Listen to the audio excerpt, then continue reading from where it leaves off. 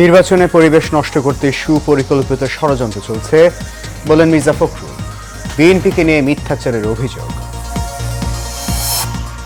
স্বৈরাচার পতন হলেও চাঁদাবাজির সিস্টেম চালু রেখেছে একটি দল, অভিযোগ নাহিদের। ঐক্যবদ্ধভাবে প্রতিহতের আহ্বান। চাংখারপুলে শহীদ আনাস সহ 6 জনকে গুলি করে হত্যার বিচার শুরু। 10 আগস্ট সূচনা বক্তব্য, 11 আগস্ট সাক্ষ্য গ্রহণ। এবং শুধু বাহক নয়, মাদকের গডফাদারদের আইনের আওতায় আনা হবে বলেন স্বরাষ্ট্র উপদেষ্টা। মাদক নির্মূলে কঠোর নির্দেশনা।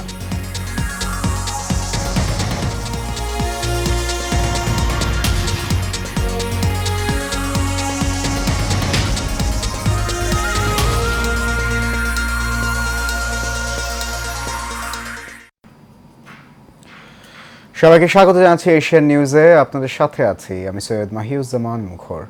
শুনছেন বিআরবি কেবল ইন্ডাস্ট্রিজ লিমিটেড সংবাদ শিরোনাম। যাচ্ছি পুরো খবরে।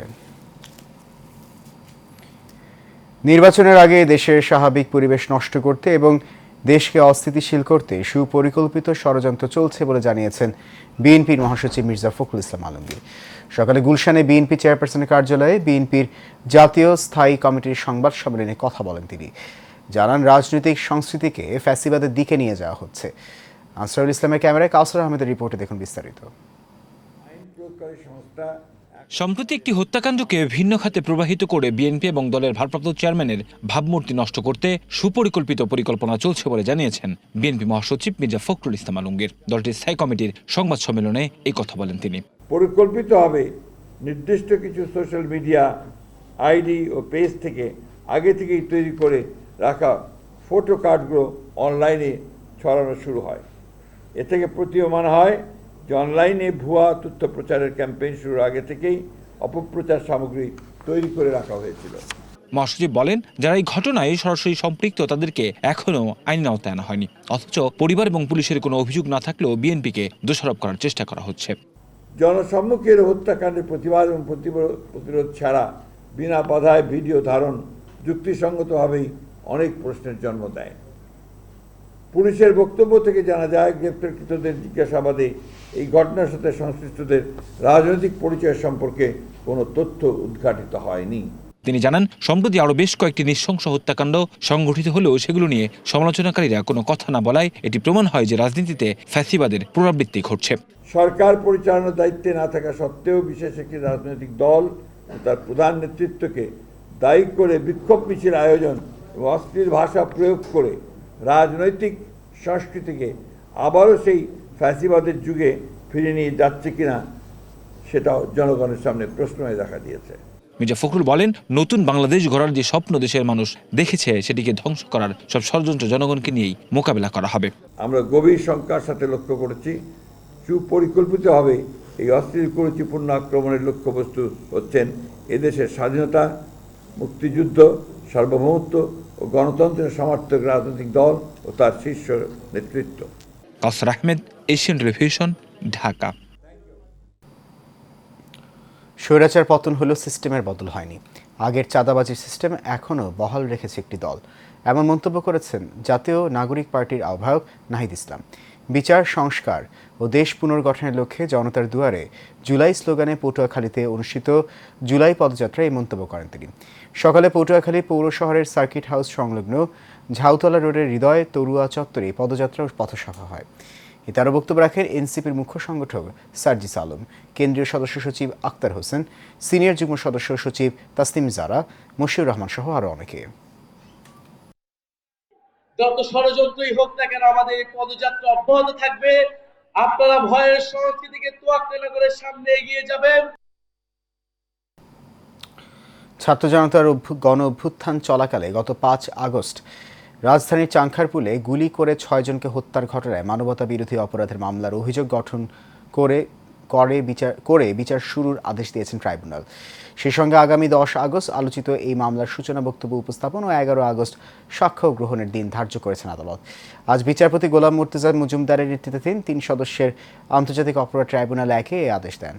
এ সময় মামলার গ্রেপ্তার সাবেক inspector Arshad, constable Mohammad Sujan, constable Imaj Hossain Emon ও কনস্টেবল নাসরুল ইসলাম এজলাসে উপস্থিত ছিলেন। এছাড়া আলোচিত এই মামলার পলাতক 4 আসামি হলেন ঢাকা মহানগর পুলিশের সাবেক কমিশনার হাবিবুর রহমান, সাবেক যুগ্ম কমিশনার সুদীপ কুমার চক্রবর্তী, রমনা অঞ্চলের সাবেক অতিরিক্ত উপকমিশনার শাহ আলম মোহাম্মদ আখতারুল ইসলাম ও রমনা অঞ্চলের সাবেক সহকারী কমিশনার মোহাম্মদ ইমরুল।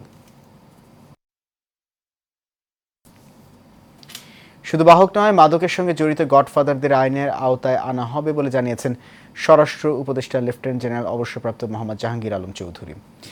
কক্সবাজারে জেলা প্রশাসনের আয়োজনে অনুষ্ঠিত রোহিঙ্গা অনুপ্রবেশ ক্যাম্প ব্যবস্থাপনা ও মাদকদ্রব্য নিয়ন্ত্রণ বিষয়ক আলোচনা সভায় সভাপতির বক্তব্যে তিনি কথা বলেন। এ সময় তিনি আরও বলেন, মাদক ভবিষ্যৎ প্রজন্মকে ধ্বংসের মাধ্যমে পরিবার, সমাজ ও রাষ্ট্রের জন্য ভয়াবহ পরিণতি বয়ে আনে। তাই মাদক নির্মূলের সংশ্লিষ্ট অধিদপ্তরের কর্মকর্তা কর্মচারীদের মানসিকতা পরিবর্তন করে আন্তরিকভাবে কাজ করতে হবে।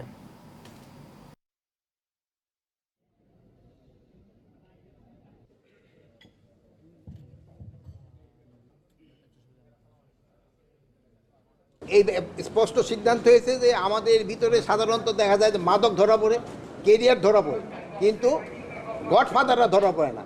কোনো অবস্থায় গডফাদাররা যেন ছাড়া না পায় এই ব্যবস্থা গ্রহণ করে। রাজধানী মোহাম্মদপুর কেন্দ্রিক ছিনতাই, চাঁদাবাজি সহ বিভিন্ন অপরাধমূলক কর্মকাণ্ডে জড়িত এখন পর্যন্ত 20টির অধিক কিশোর গ্যাং বাহিনী চিহ্নিত করা হয়েছে। এদের বিরুদ্ধে কঠোর ব্যবস্থা নেওয়া হবে বলে জানিয়েছেন র্যাব 2-এর সিইও অতিরিক্ত ডিআইজি খালিদুল হক হাওলাদার। তিনি বলেন, কবজিকাটা গ্রুপের এক সময়ের প্রধান সহযোগী আয়েশা গ্রুপের প্রধান সহ 2 জনকে অস্ত্রসহ গ্রেফতার করেছে র্যাব। সাইফুল ইসলাম নয়নের রিপোর্ট। মোহাম্মদ আসাদ মোহাম্মদপুর আদাবর এলাকায় জন্ম তার। জীবিকার তাগিদে পেশায় ছিলেন রাজমিস্ত্রি। আদাবর হাউজিং এলাকায় রাজমিস্ত্রির কাজ করত আসাদ। কবজিকাটা গ্রুপের সাথে যুক্ত হয়ে আস্তে আস্তে নিজেই একটি বাহিনী গড়ে তুলে সন্ত্রাসী কার্যক্রম চালিয়ে আসছিল আসাদ ওরফে আয়েশা। বায়তুল আমান হাউজিং এলাকায় তার বসবাস। এখানে সে রাজমিস্ত্রির কাজ করত। 7-8 বছর আগে কবজিকাটা আনোয়ারের সাথে তার পরিচয় হয় এবং ক্রমে সখ্যতা গড়ে ওঠে। এরপরে তার মাদক ব্যবসায় তার হাতে খড়ি। মাদক ব্যবসাকে কেন্দ্র করে সে পরবর্তীতে ছিনতাই, জমি দখল এবং অন্যান্য অপরাধে জড়িয়ে পড়ে। কারণ বাজার র্যাব মিডিয়া সেন্টারে এক সংবাদ সম্মেলনে র্যাব জানান, 30 জুন আদাবরে আয়েশা এবং তাদের সহযোগীদের বিরুদ্ধে একটি হত্যা চেষ্টা মামলা হয়। এছাড়া এখন পর্যন্ত 7-8টি মামলা রয়েছে আয়েশার বিরুদ্ধে। মোহাম্মদপুর আদাবর এলাকায় যে কোনো ধরনের সন্ত্রাসী কার্যক্রম নিয়ন্ত্রণ করতে কঠোর ব্যবস্থা নেওয়া হবে বলে জানান র্যাব 2-এর সিইও খালিদুল হক। আনোয়ারের শূন্য স্থান দখল করার জন্য এই আয়েশা নিজের নামে আয়েশা গ্রুপ নামে একটি সন্ত্রাসী বাহিনী সে নিজে গঠন করে এবং এই সন্ত্রাসী বাহিনীতে রয়েছে এই ইউসুফ, বেলসা মনির, টাকলা রিপন, শাহিন। এই 5 জনকে নিয়ে সে একটা গ্রুপ গঠন করে এবং এই গ্রুপ এই অত্র আদাবর হাউজিং এলাকায় মাদক ব্যবসা, চাঁদাবাজি, জমি দখল এসব অপকর্ম করে আসছে। এ সময় তিনি বলেন, এআই এবং বিদেশি নাম্বার দিয়ে কেউ প্রতারণা বা চাঁদাবাজির সাথে যুক্ত হলে আইন শৃঙ্খলা বাহিনীর সহযোগিতা নেয়ার কথা জানান। এআই টেকনোলজি ব্যবহার করে যে ব্ল্যাকমেইল বা প্রতারণা হয়, এতে উদ্বিগ্ন না হয়ে আগে যাচাই করুন আসলে অপরাধটা সংগঠিত হয়েছে কিনা। ছিনতাইকারী, কিশোর গ্যাং, মাদক ব্যবসায়ী, চাঁদাবাজ, আমি গত 5 আগস্ট পরবর্তী এখন পর্যন্ত 720 জনের অধিক আসামি গ্রেফতার করেছি। সন্ত্রাসীদের নিয়ন্ত্রণে এমন অভিযান চলমান থাকবে বলে জানান। সাইফুল ইসলাম নয়ন, এশিয়ান টেলিভিশন, ঢাকা।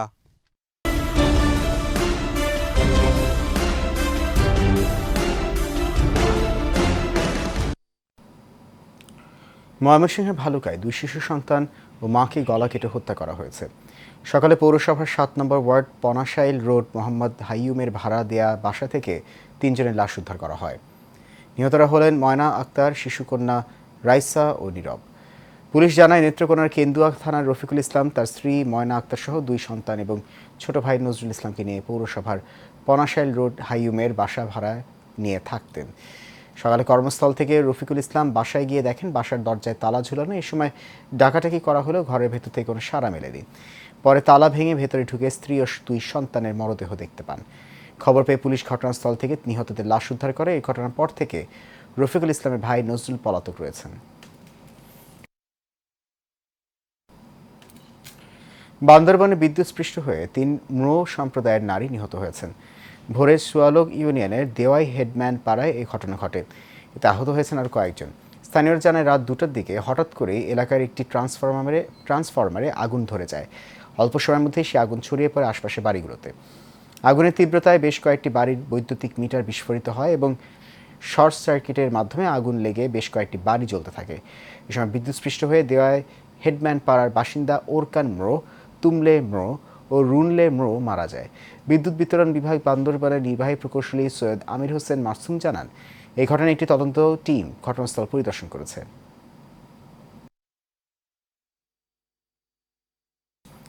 ইসলামী ব্যাংক বাংলাদেশ পিএলসি এর ঢাকা সেন্ট্রাল, নর্থ, সাউথ ও ইস্ট জোন এবং ঢাকার 6টি কর্পোরেট শাখার অর্ধবার্ষিক ব্যবসায় উন্নয়ন সম্মেলন অনুষ্ঠিত হয়েছে। সম্মেলনে প্রধান অতিথি হিসেবে বক্তব্য রাখেন ব্যাংকের চেয়ারম্যান ওবায়দুল্লাহ আল মাসুদ। বিশেষ অতিথি হিসেবে বক্তব্য রাখেন ব্যাংকের অডিট কমিটির chairman Mohammad Abdul Salam, risk management কমিটির chairman professor doctor M Masud Rahman ও স্বতন্ত্র পরিচালক professor doctor M Zubaidur Rahman. ব্যাংকের ম্যানেজিং ডিরেক্টর মোহাম্মদ ওমর ফারুক খানের সভাপতিত্বে আরও উপস্থিত ছিলেন additional managing director Mohammad Altaf Hussain এবং মোহাম্মদ জামাল উদ্দিন মজুমদার সহ অনেকে।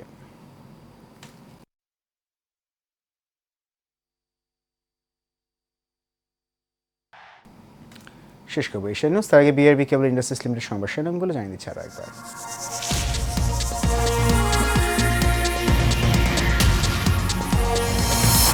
নির্বাচনী পরিবেশ নষ্ট করতে সুপরিকল্পিত ষড়যন্ত্র চলছে বলেন মির্জা ফখরুল।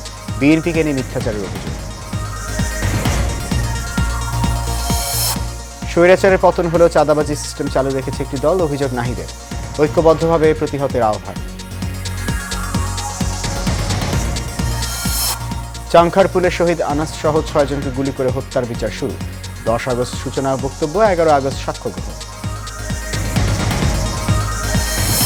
এবং শুধু বাহক নয়, মাদকে জড়িত গডফাদারদের আইনের আওতায় আনা হবে বলেন স্বরাষ্ট্র উপদেষ্টা। মাদক নির্মূলে কঠোর নির্দেশনা।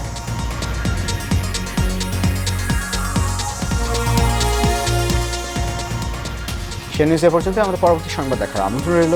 আমার সঙ্গে থাকার জন্য অনেক ধন্যবাদ সবাইকে।